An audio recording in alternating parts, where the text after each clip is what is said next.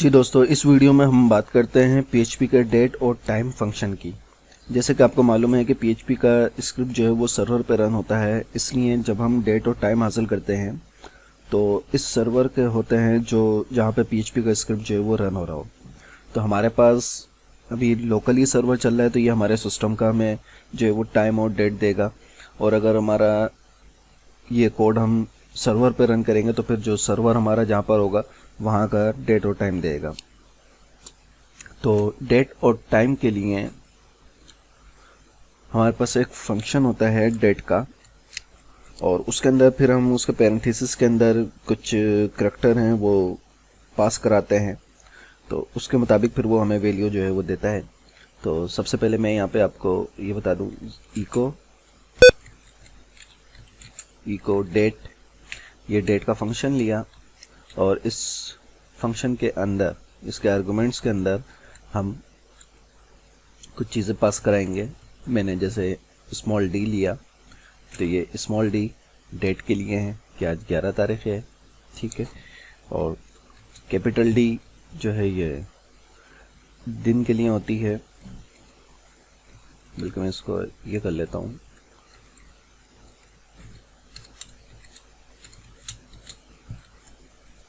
ये capital D हो गई दिन के लिए, ठीक है।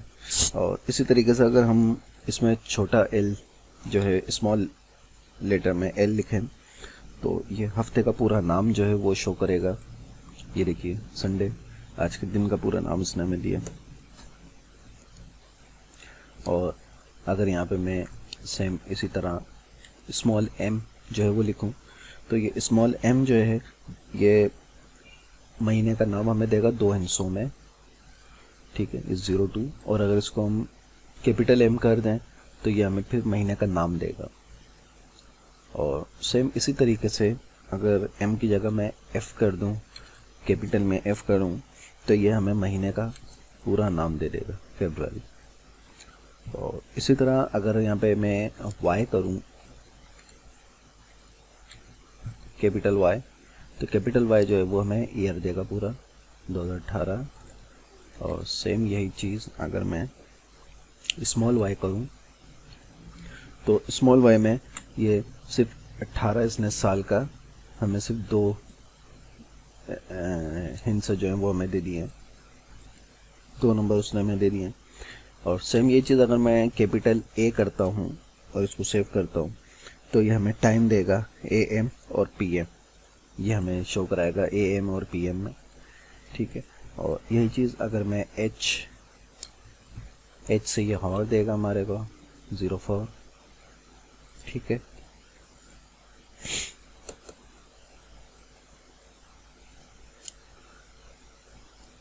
और यही H कैपिटल में कर दें तो ये 12 घंटे का जो फॉर्मेट होता है वो बताएगा, अभी 4 ही बता रही है।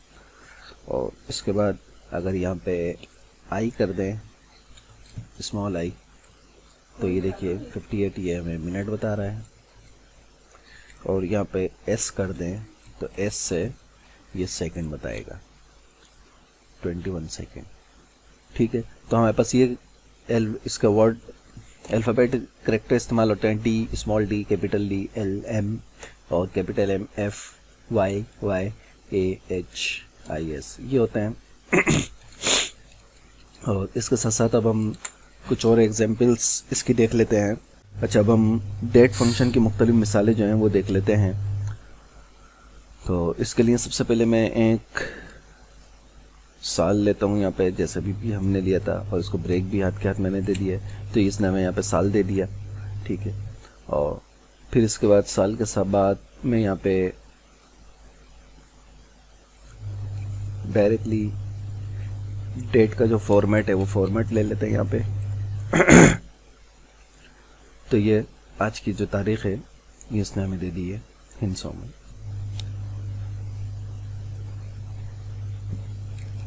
और अगर हम यहाँ पे ये फॉर्मेट इस्तेमाल करें तो ये देखिए इसने हमें इस तरीके से ये तारीख, ये डेट है, मंथ है, ईयर है, ये दे दिया है। और अगर इसके साथ साथ हम ये फॉर्मेट इस्तेमाल करें तो ये हमें यहाँ पे F से इसने जो आज का दिन है उस दिन को कैपिटल में दे दिया है, और ये डेट है, महीने का नाम दे दिया है, और ये ईयर इस नाम में दे दिया है। ठीक है, और अगर इसके साथ हम टाइम स्टैम्प भी ले लें तो ये यहाँ पे हमें टाइम स्टैम्प भी दे देगा। ठीक है, 5 बज रहे हैं।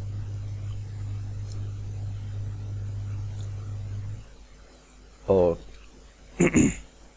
इसके बाद इसके अंदर हमारे पास एक फंक्शन होता है चेक डेट का। किसी भी डेट को चेक करता है और अगर वो सही फॉर्मेट में हो तो ट्रू वरना फॉल्स रिटर्न करता है।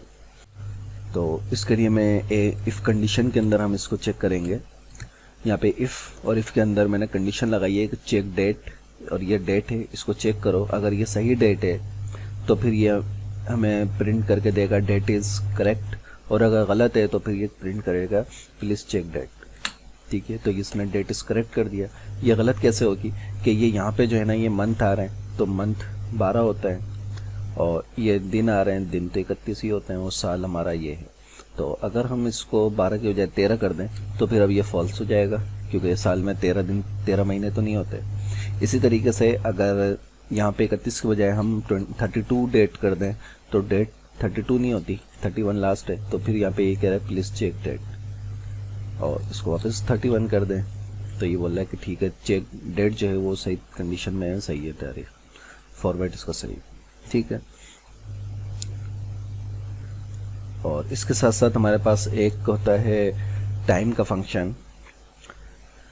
टाइम का फंक्शन जो है वो टाइम स्टैम्प को रिटर्न करता है, और टाइम स्टैम्प जो है वो सेकंड्स का एक नंबर होता है जो 1 जनवरी 1970 से लेकर अब तक के सेकंड्स पर मुश्तमिल होता है। इसके ज़रिए हम पुरानी तारीख या आने वाली जो कोई भी तारीख हो उसके बारे में मालूमात हासिल करते हैं।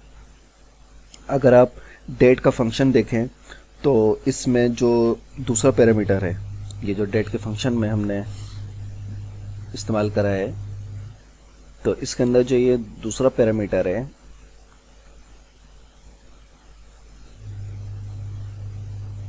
वो टाइम स्टैम्प है, जिसमें हम कोई पुरानी या नई तारीख का टाइम स्टैम्प देते हैं और इसके मुताबिक इस तारीख के मुख्तलिफ फॉर्मेट्स बना सकते हैं। ठीक है, तो ज़रा देखते हैं, एक छोटी सी मिसाल इसके ऊपर बनाते हैं।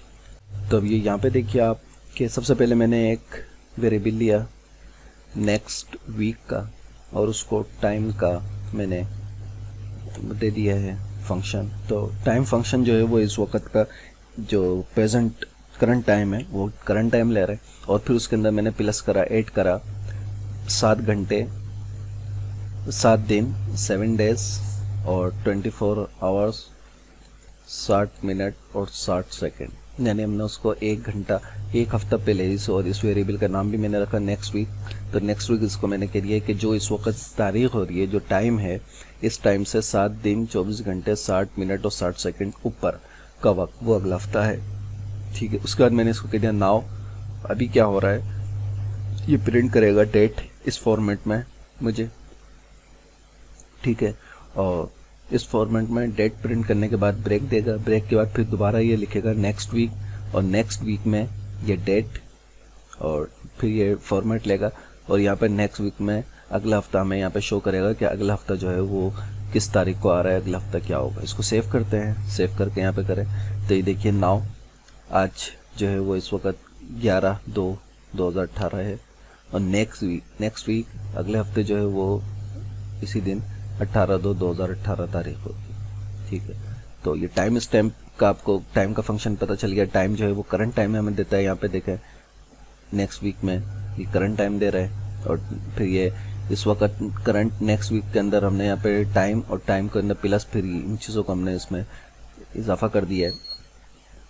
तो आई होप कि ये आपको अच्छी तरह समझ में आया होगा। ये एक्चुअली यहाँ पे सेकंड्स ले रहा है। ठीक है, तो हम इसको दे रहे हैं कि 7 को मल्टीप्लाई करो 24 से, यानी 7 दिन है उनको मल्टीप्लाई करो 24 दिनों से, फिर 24 घंटों में, फिर 24 घंटों को मल्टीप्लाई करो 60 सेकंड मिनट में, 60 मिनट को मल्टीप्लाई करो 60 सेकंड में, तो जो आंसर हो वो इस टाइम के अंदर इजाफा कर दो। तो फिर इस तरह जो है ये नेक्स्ट वीक हमारे पास बन रहा है।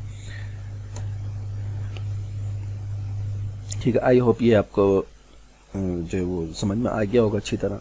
ठीक है, अगली वीडियो में अब हम नेक्स्ट चीज़ सीखेंगे। टाइम और डेट और टाइम के और भी फंक्शंस होते हैं जो कि आप php.net पे जो है वो जाके वापस देख सकते हैं। तो लेकिन ये जो ज़रूरी चीज़ें थी जो ज़्यादा इस्तेमाल होती है इस वीडियो के अंदर हमने वो कवर किया है।